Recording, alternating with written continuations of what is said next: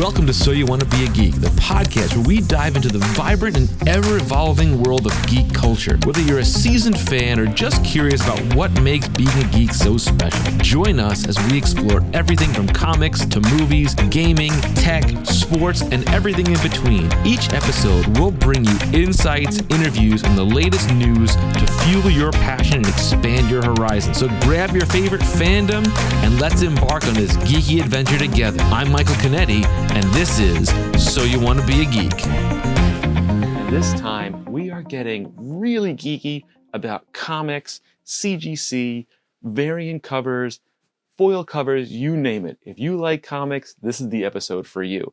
I am here at Carnivore Comics with Sean McLaughlin talking all about comics, and he has not just his own business. So you invited me here, which is, hi, Sean. First of all, hey, how are you? How are you? Good, thanks. So you invited me here. Oh, we're going to go to the office. This is a command center. This is more than an office. This is fantastic. As this sort of evolved and you get, started to develop notoriety and you were getting these, hard to get artists and creators, had it become more of like a supply and demand thing where people were like, oh, I want this book, yada, yada, yada, or people would seek you out? How did that all work out? So a lot of times we would promote our signings on the CGC boards, and CGC would help promote us as well. And then Instagram, everybody. Yeah, like really, I was not even on Facebook. Oh wow! Not on Facebook, not on Instagram, and they would promote all of these signings because we would be like John Romita Sr. signing, or we would be doing a Stan Lee signing at a convention. Wow!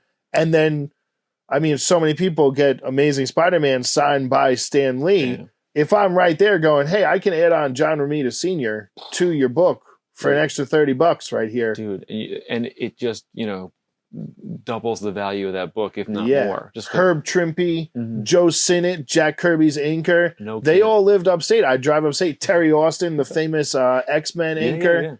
I mean, and like, it was great because they didn't always go to all of these shows. No. And I got to meet them. Shout out to a guy, Mike Carbonaro, Big Apple Con.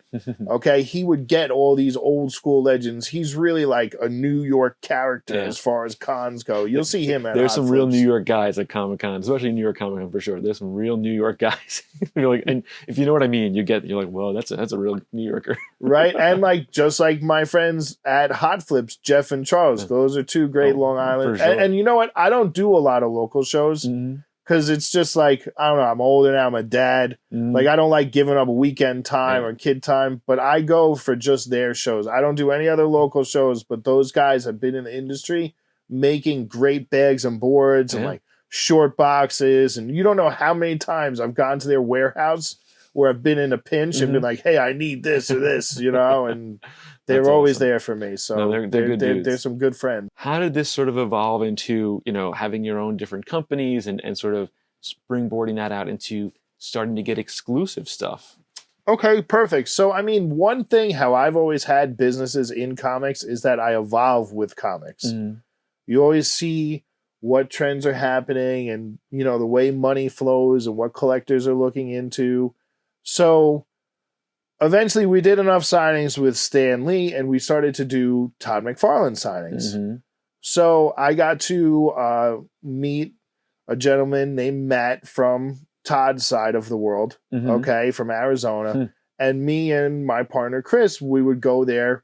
And I'm talking like we had a lot of short boxes of comics for Todd. Oh, yeah. Todd was popular. Oh, yeah. Absolutely. Especially you do a Stan signing and then offer Todd. You are slammed. Yeah. So we have to go to Phoenix, Arizona with all these books to get them signed in his home base, which is really cool, by the way. Getting to go there and see him in his creative office. I can't even imagine. It's inspirational. Is it really? It's very inspirational, which is very cool. And, we kept getting books signed. So what happens when you do a lot of signature series books? You become an artist with how you make signature series books. You think about the color of the signature. You think about the placement of the signature.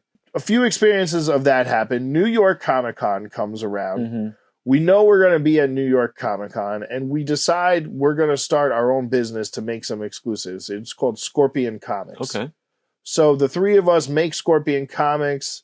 Matt's like, oh, like I'll have some good inside stuff with Todd that'll help us out. And we're like, we have our connections, and we start making some exclusives. And one of our popular ones, so from doing all these signings, I became great friends with an art rep named Dan Scott. Okay. So he runs Scott's Collectibles now, which represents some of the top tier European and international and American now artists. Oh, wow.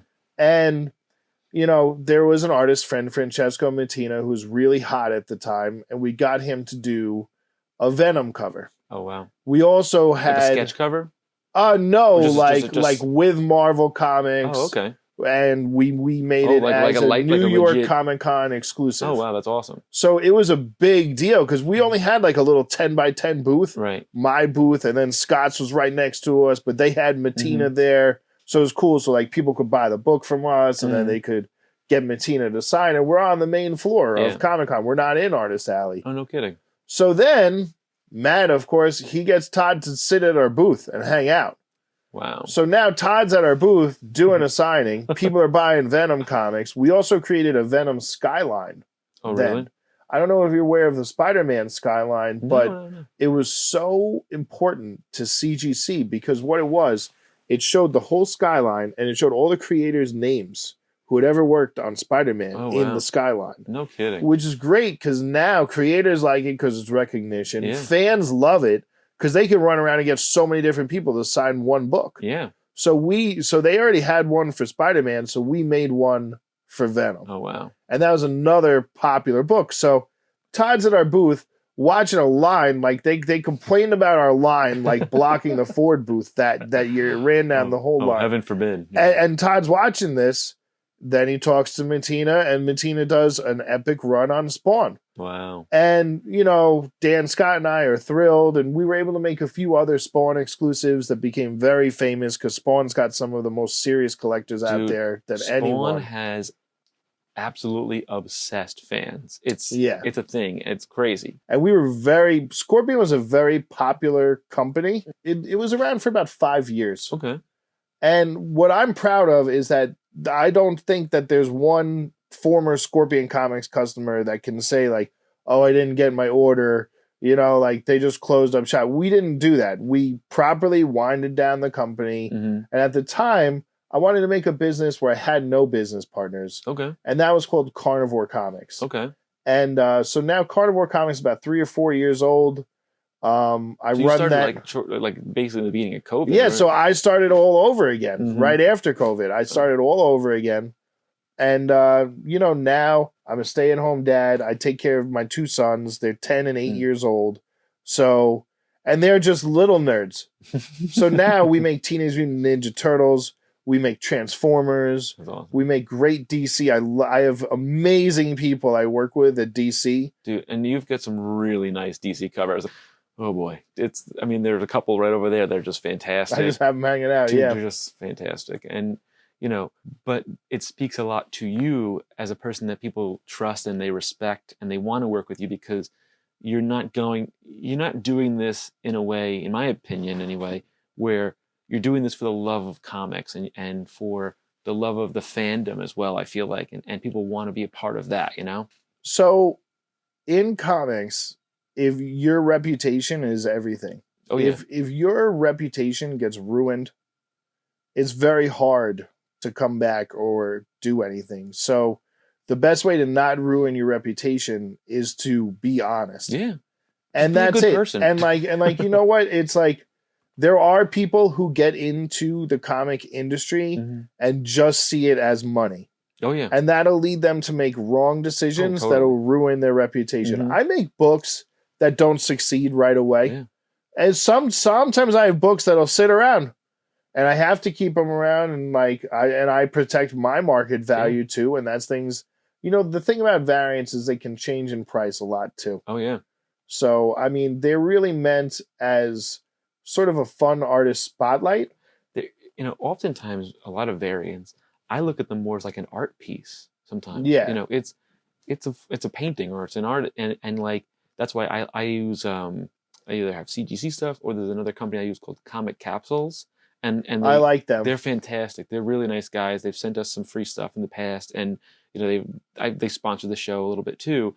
And they have UV protected, and I just hang them up on the wall, and they have just this beautiful little art piece because to me, it's the look of it, the art, and I just think that's fantastic. Don't forget to subscribe, rate, and leave a review on your favorite podcast platform. Follow us on Instagram and TikTok at SYWTBAG for updates, behind-the-scenes content, and more geeky goodness. Have a topic you'd like us to discuss or a guest you'd like to hear from? Let us know. So you want to be a geek at gmail.com and stay up to date and join the conversation. Until next time, keep embracing that inner geek, and remember, the adventure never ends.